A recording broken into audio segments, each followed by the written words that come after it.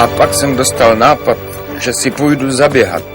Utíkal jsem na konec cesty a tam mě napadlo, že bych mohl až na kraj města. I prezident Carter pocítil vyčerpanost forma. Pak jsem si řekl, že bych mohl běžet přes celý okres. A když už jsem byl tak daleko, rozhodl jsem se to vzít přes celou Alabamu. A to jsem taky udělal. Přeběhl jsem celou Alabamu. Vlastně ani nevím, proč jsem utíkal. Dorazil jsem k oceánu.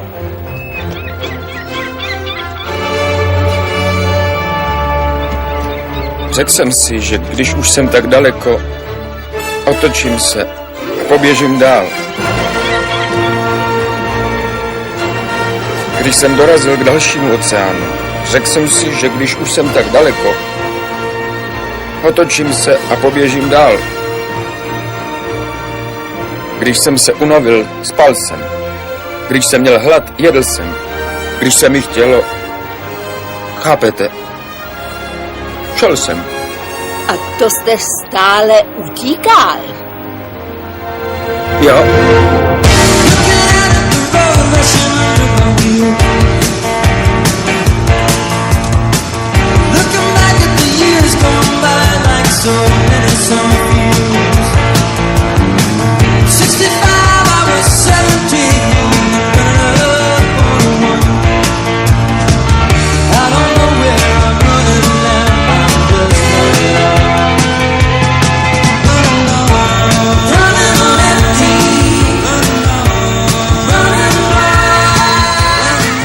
Hodně jsem myslel na mámu a Bubu a poručíka Dana, ale nejvíc ze všeho na Jenny. Myslel jsem na ní moc. Už více než 2 roky běhá muž jménem Forrest Gump, zahradník z Green Bow v Alabamě, napříč Amerikou pouze s přestávkami na spaní. Charles Cooper nám poví. Už po 4. se Forrest Gump, zahradník z Green Bow v Alabamě, chystá na svém běhu Amerikou překročit řeku Mississippi. To snad ne. Pane, proč běháte? Za co běháte? Běháte za světový mír? Běháte za ženská práva? Podporujete bezdomovce? Za zvířata! Lidi nevěřili, že by někdo mohl běhat jen tak, bez zvláštního důvodu.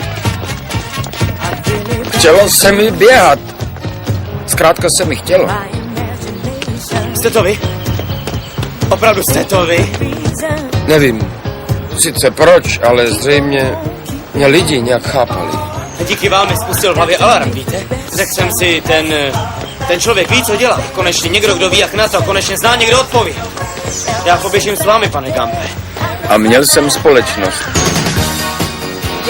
Brzy jsem měl další společnost. A pak se přidávali další lidé. Někdo mi později řekl, že jsem dával lidem naději. Nevím, jestli to tak vážně bylo, ale některý z těch lidí mě žádali o radu. Hej, příteli, poslyšte, nemohl byste mi poradit?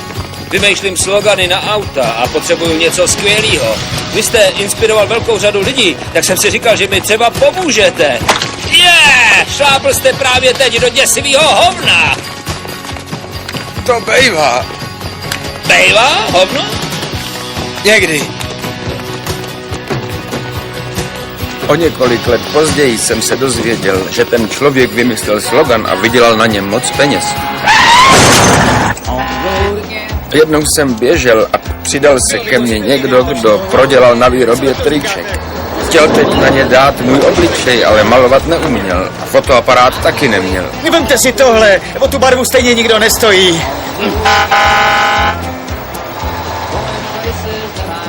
Přeju hezký den. O pár let později jsem zjistil, že ten muž přišel s nápadem na tričko a vydělal na tom moc peněz. Jak už jsem řekl, měl jsem velkou společnost. Máma říkala, že člověk musí odložit minulost a pak zase může jít dál. To byl asi důvod mýho běhání. Běžel jsem 3 roky, 2 měsíce, 14 dní a 16 hodin.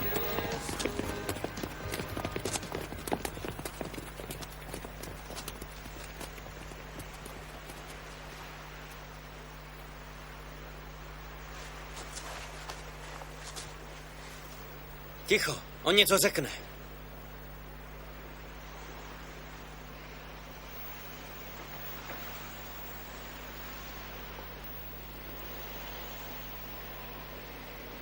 Jsem už unavený. Tak jdu lidi domů.